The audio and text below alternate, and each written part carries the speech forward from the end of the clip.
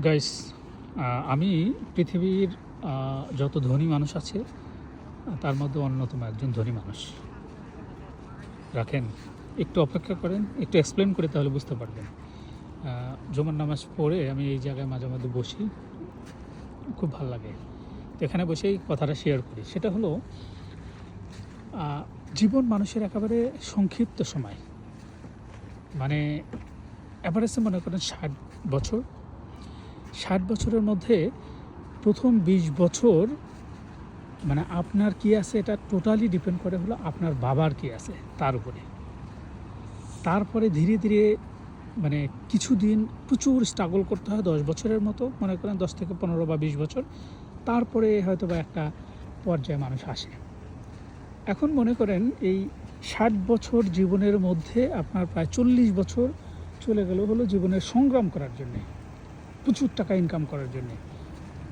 এই যে টাকা ইনকাম করলেন, একটা ভালো পর্যায়ে আসলেন, এই টাকাটা স্পেন্ড করার সময় পাবেন হলো মাত্র 10 থেকে 15 বছর, ম্যাক্সিমাম 20 বছর অ্যাভারেজে। এখন মনে করেন যে আপনার প্রচুর টাকা আছে, আপনি $100 বিলিয়ন মালিক। $100 বিলিয়ন মালিক হওয়ার পরে এমন একটা রোগে আক্রান্ত হলেন যেই রোগ থেকে বাঁচার উপায় নাই বললেই চলে। যদি আমি উদাহরণ দিই তাহলে হয়তো বা বুঝতে পারবেন। আপনারা জানেন যে অ্যাপলের যে প্রতিষ্ঠাতা উনি আসলে একটা বিরল রোগের আক্রান্ত হয়ে মারা যায়, স্টিভ জবস। সেটা হলো প্যানক্রিয়াটিক নিউরো অ্যাক্রোক্রাইন টিউমার। এটা কাইন্ড অফ এক ধরনের মনে হয় ক্যান্সার। তার কিন্তু বয়স খুব একটা ছিল না, কিন্তু সে পৃথিবী থেকে চলে গেল। সে জানতো, ডাক্তার তাকে বলছিল যে আপনি মানে একটা আছে না লিমিট দিয়ে দেয়, যে ডাক্তার যখন বুঝতে পারে যে এর কোনো চিকিৎসা নাই, তখন বুঝতে পারে যে ঠিক আছে আপনার হয়তো বা 2, 4, 5 মাস আপনি বাঁচতে পারবেন, সামথিং লাইক দ্যাট। তো তারও এইরকম একটা কন্ডিশন ছিল। এই সময় সে জীবন নিয়ে অনেক কিছু বলছে। এই সংক্ষিপ্ত জীবন, এই জীবনে তার কি ছিল না, প্রচুর টাকা ছিল, কিন্তু দেখেন এই টাকা থেকে এই টাকা কি তাকে রক্ষা করতে পারলো? একেবারেই পারে নাই। তাকে কিন্তু চলে যেতে হয়েছে, এবং মোটামুটি অল্প বয়সে চলে যেতে হয়েছে। এরকম পৃথিবীতে অনেক নজির আছে যারা 30 থেকে 50 বছরের মধ্যে প্রচুর টাকার মালিক হয়েছে, কিন্তু ইভেনচুয়ালি এমন একটা রোগে আক্রান্ত হয়েছে সে মারা গেছে, খুব দ্রুতই মারা গেছে। এখন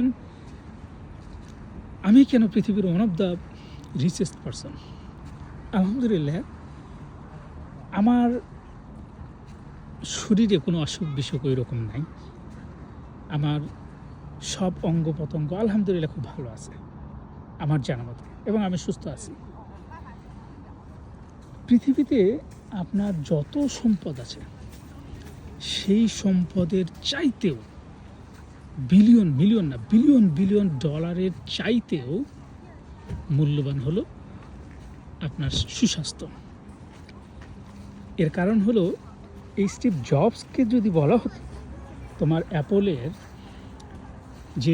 যে টাকা আছে, অ্যাপলের, আপনারা জানেন যে অ্যাপলের টোটাল যে অ্যাপলের মূল্য, সেটা বাংলাদেশের রিজার্ভের কয়েক গুণ বেশি।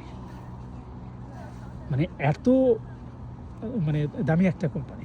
সেই কোম্পানিও যদি ওকে বলা হতো যে ঠিক আছে এই কোম্পানিটা তুমি একেবারে টোটালি দান করে দিতে হবে, তুমি নেক্সট বেশি না 20 বছর বাঁচবে, আমার বিশ্বাস সেটা দান করে দিতেও রাজি, সে দানও করে দিতে রাজি থাকতো।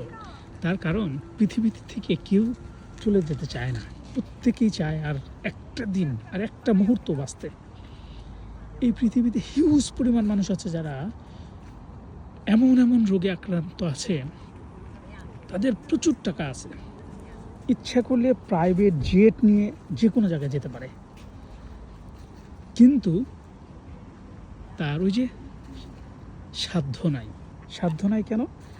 তার এমন একটা রোগে আক্রান্ত, সে হয়তোবা পৃথিবীর ম্যাক্সিমাম খাবারই তার জন্য খাওয়া নিষেধ, অথবা সে হাঁটতে পারে না, অথবা সে হসপিটালের বেডে পড়ে আছে বছরের পর বছর। বিশ্বাস হয় না? আপনি আপনার এলাকার হসপিটালে যেয়ে দেখেন, আপনি এরকম অনেক মানুষ পাবেন যারা আপনার চাইতে ধনী মানুষ, কিন্তু এখন হসপিটালে পড়ে আছে এবং ডাক্তার হয়তো বা বলেই দিছে যে আপনার আর এখান থেকে কিউর হওয়া হয়তো বা সম্ভব না। তাহলে আপনি চিন্তা করে দেখেন, আপনি যদি সুস্থ শরীর, সুস্থ স্বাস্থ্যের অধিকারী হয়ে থাকেন, আপনার যদি তেমন কোনো ওই রকম রোগ না থাকে, আপনি যদি হেঁটে চলে খেয়ে পরে বেঁচে আছেন, তাহলে আপনিও আমার মতো পৃথিবীর one of the richest person, ধনী মানুষ। আমরা কিসের এত টাকা পয়সার অভাব, এটা সেটা নিয়ে আফসোস করি? কোনো আফসোস নাই, জাস্ট চিল, জীবনটা এনজয় করুন, উপভোগ করুন জীবনটাকে।